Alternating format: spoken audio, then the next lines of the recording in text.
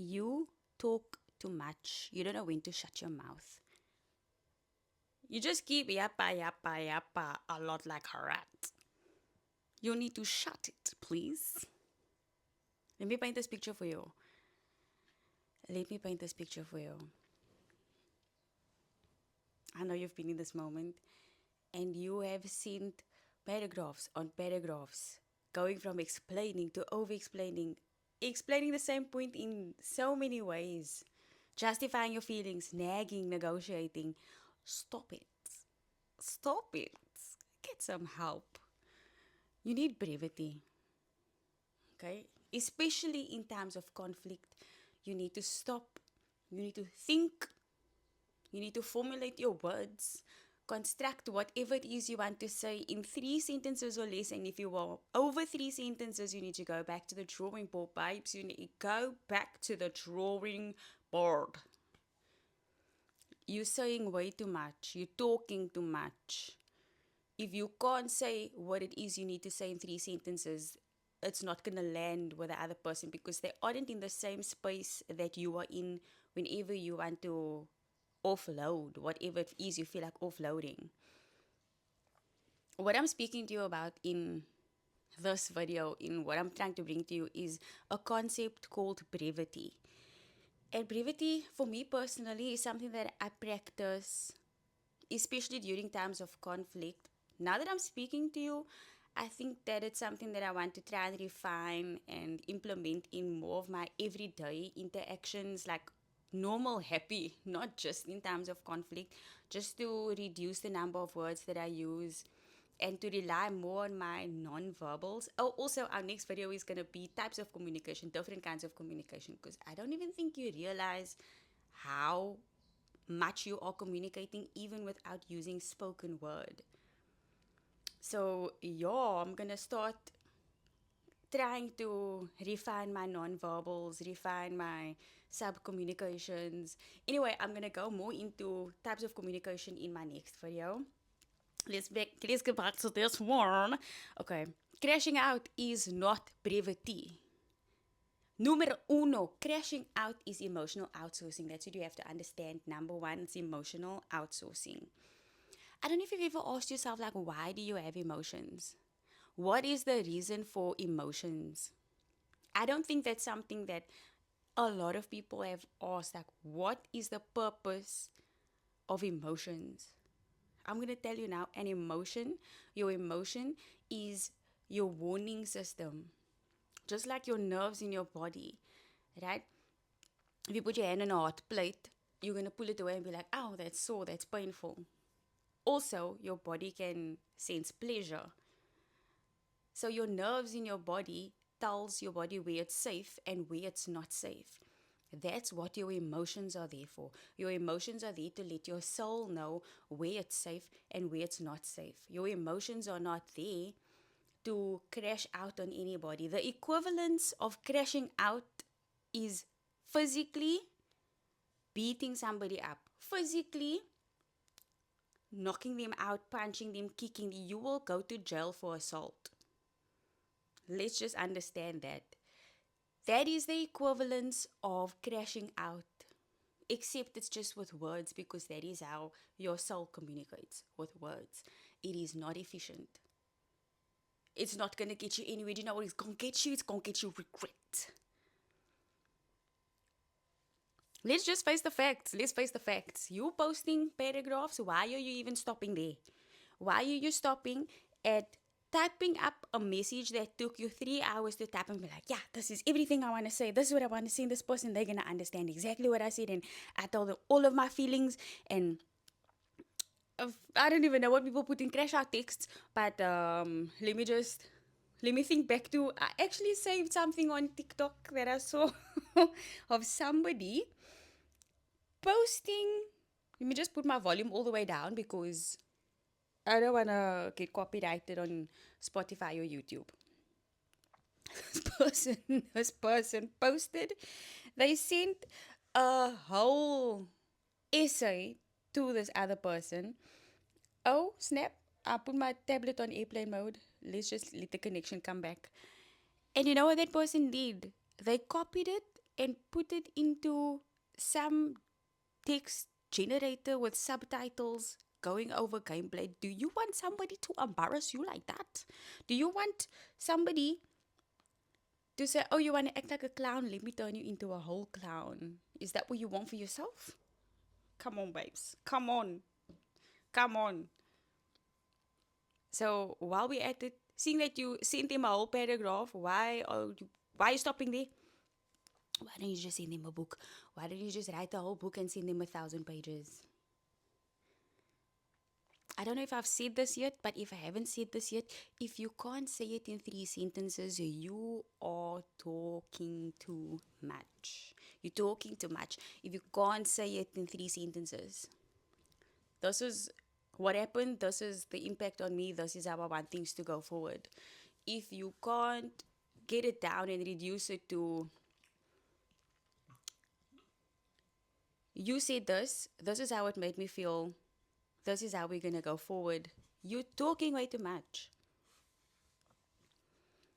Brevity is a skill that you need. Between the two of us, I want us to have one boundary, one limit in common, me and you. Me and you, we're going to have the same standard that we're going to set for ourselves right now. Okay, and that standard is I will not crash out on anybody ever. It doesn't matter what that person did to me, I will not crash out. Crashing out is not part of your emotional vocabulary anymore. After this video, it is not. Okay, let's look at the reasons why you repeat yourself. Maybe you think the person doesn't understand. I'm telling you now, they understood. They just don't want to change. If you say it one more time, maybe they'll understand and maybe it's going to be different. Maybe the next time you say it, it's going to be different. You know what that does? That opens you to communication. Because you and that person are not speaking the same language. You think you are communicating to the person how much you want to be understood, what that person is understanding, what they are receiving when you behave this way, is that if they continue acting all dumb, you are going to explain yourself, give them another chance, and they'll get away with it. And that is going to leave you open to manipulation. So by you thinking if you communicate one more time in a different way, over-explaining, you are communicating, you're not communicating what you think you are. I've said it in previousness. I'll say it again. Communication is when the intended message is received. The message that was sent, the intended message that was sent is received. It's not about words, spoken words. It's not about that. It's about whatever you are trying to get across comes across the way that you intend for it to be. Let's dive into what brevity is and what brevity isn't. Brevity is not being cold, being avoidant, or suppressing your feelings. 100% that's what it's not. Brevity is clarity without clutter, the truth without decorating it for approval, without sugarcoating the proof, and it's trusting that your words can stand on their own. I can't remember if I said this or not. Baby girl, come settle down. Come settle down, baby. Thank you. Settle down now, baby girl. Thank you. Thank you, baby. Brevity is something that I've refined, especially during times of conflict. But I think it's something that I want to refine going forward in my regular interactions. And I have a reason for that, but that's not this video. This video is brevity during conflict specifically. Okay. Brevity is when your words don't need to be believed. You just say them, and if the other person understands it, they do. If they don't even worry about it. I promise they will ask If you've said something and more needs to be said or that person needs more, baby girl, please settle down. What's going on? I don't know. My dog is very hyper. She's eating, she's doing things. Anyhow, dog is dogging. Dog is dogging. Struggles for brevity. The first one is your fear of being misunderstood. So you over explain to control the way that somebody else is perceiving you, to control perception. It's not your job to manage other people's perception. That's what you call understand. You just say what you need to say, done. You don't even need to dilute it. You just say what it is and done. Number two, you have a fear of rejection. Oh, I wrote it down here. What I just said, I wrote down. You have a fear of rejection, so you soften, you dilute, you sugarcoat things so that they can land better. You add a bunch of disclaimers before you're actually gonna start. Cut it out. Cut the disclaimers out. I don't want to sound whatever it is. I know I'm gonna say this, and I don't want to sound I don't want to sound rude, or I don't want to sound disrespectful, or cut the disclaimers out. You don't need to just say what you want to say. Done. Number three, you don't trust yourself. You don't believe that saying the sentence, whatever it is, I don't like that, and just leaving it like that is enough. You don't trust that that is enough. And emotional flooding, let me tell you something. Emotional flooding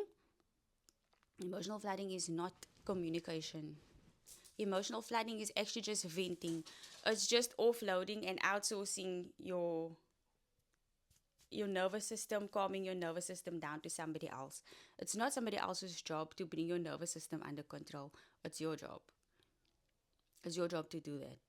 It's like a ship in the sea, and the ship needs to be anchored so that it doesn't float away. But instead of you dropping your own anchor, you're trying so hard to convince that other ship to somehow connect their anchor to your ship so that you can both get anchored together. It's too much. What? No. It's a mess. It's an absolute mess.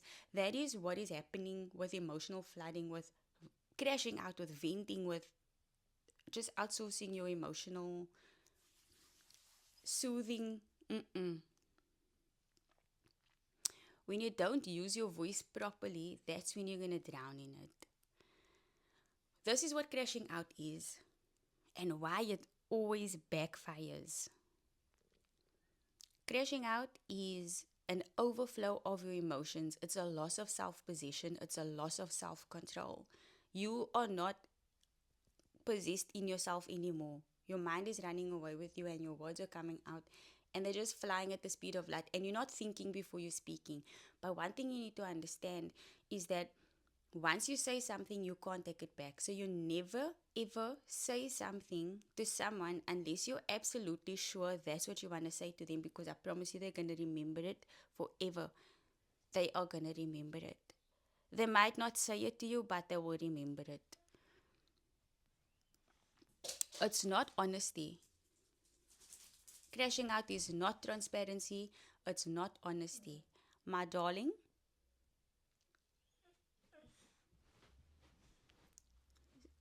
come now, baby. Okay, thank you, baby. Sit. Sit. Thank you, baby girl. Thank you, baby. Come this side here. Come this side here. And sit. You okay now? You've got a lot of energy. Okay, baby. Come settle down now. When you send somebody a thesis, let's get back to our what we were talking about before Miss Energetic came around. When you send somebody a thesis about how they hurt you and the impact, that's an example of a crash out. Voice notes that spiral for minutes, and you're talking here and you're talking there and you're talking in the circle, and it's a crash out. Saying everything that you've been holding in all at once in a conversation, that's a crash out. What happens when you crash out? When you crash out, People stop hearing you. That's what you have to understand. People stop hearing you. After your first sentence, they were like, this is too much for me. This is too much. Sit. People lose respect for you. You lose authority in the conversation. You reveal more than you intended to, and more often than not, you are going to want to wish that you didn't overshare and that you can walk it back at a later point in time.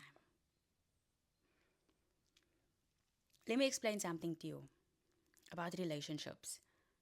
Relationships run on the currency of emotional energy. Okay? Crashing out. How do I think this here? Just zoom it in. Okay, there we go. Crashing out is emotional energy. Crashing out means you still care, you're going so crazy because you care so much. This is what you're communicating when you're crashing out. And obviously, you, the person that is crashing out, you want something to change. You really do. That's why you're trying your hardest to communicate because nothing you've done before this has worked. But I'm telling you, the way that you've gone about your past experiences and situations has led you to this point because you didn't handle it properly at that time. So now it's culminating to this level. It's actually topsy turvy. It's topsy turvy. And I know it sounds crazy. It sounds like it shouldn't be this way. Having somebody see you in so much pain should trigger something inside of them and be like, you know what? I don't want to put this person through that again. But that's genuinely not what gets communicated when you crash out. When you crash out, you are telling this person, look at all this passion I'm bringing. If it's negative passion or positive passion, it's passion. It's the currency of your relationship. Any kind of relationship between you and your mother or your father, between you and your brother or your sister, between family members, colleagues, co-workers, friends, romantic relationships. That is what you are actually communicating. You're saying, look at this big energetic investment that I'm putting into the relationship. Relationships run on the currency of emotional energy. A crash out is one of the highest forms of emotional currency. What you're communicating to the other person is that they need to do more of what they are doing if they want the same level of energetic investment from you into the relationship. Wow. That's why they keep doing the same thing because it might be a subconscious thing. It's definitely a psychological thing. Getting that level of emotional investment from you, they know that their action, it might be, let's say, you have a boyfriend and your boyfriend keeps looking at other women, for example, and you crash out and you, whatever the case might be, shout, swear, go boss. What he sees is that for you to get to that level, to input so much, the action that got that, the trigger of that was him looking at other women. So guess what he's going to do again? In order to get more of the reward, it's technically not a reward, but it is an investment into your relationship. He's going to say, oh, I need to look at other women. And that's why you will see, even though you crashed out and he apologized, he's going to keep doing it. Because you don't know how to communicate that that is not okay with you. You don't know how to allow the person to understand the impact that it has on you and the consequence of the action if they continue, because you aren't communicating it properly and it's bad for the both of you. It's bad for your relationship. But that is exactly what a crash out is. A crash out is the highest form of emotional investment. Well, one of. It's like there's the positive opposite of a crash out. There's a positive investment, the equivalent. But in terms of the amount of emotional energy that is spent in a crash out is very high. We are not crashing out anymore. The moment you crash out, the conversation stops being about your message and it starts being about your state. It stops being about what you're bringing to the person and it starts being about how you carrying on, how you are making a scene, how you're being dramatic, how you are overreacting. We are not going to crash out ever again. There's ways to handle it. Baby, come handle it. Crashing out is not the way. How to become skilled at brevity. Number one, say less. Cut your sentences in half before you send them or before you say them. Think about what it is you want to say. Cut it in half. One message, one point. This is like specifically texting. If you have one message, it's not and this and that and. No, stop it. Number three, pause before responding. Breathe. Let the emotional wave pass. Ask questions that clarify your intent, not your intent, the intent. Questions like, did you mean? Was it your intention to ... Think, speak, but not speak, think, and then assume the intention. Because that's what you've been doing and that's why you've been failing at communication. Replace your explanation with decision. Instead of, I feel like maybe if we just maybe that doesn't work for me. Just chop it. That doesn't work for me. It's a decision. You're not explaining anything. I don't like that. You will not persuade me differently. I see things differently. I prefer cream soda. It's done. What are they going to say? Let silence do some work. Not everything needs filling. Not every gap needs closing. Silence is part of a sentence. Use it. The goal of brevity and refining your skills of brevity is not to become quieter. It's to become clearer. You're not here to convince anybody. You are here to express your thoughts, your feelings, the impact that people's behaviors and actions have on you, and to let them respond accordingly. People that trust themselves, they don't over explain. They just state it and they let it land.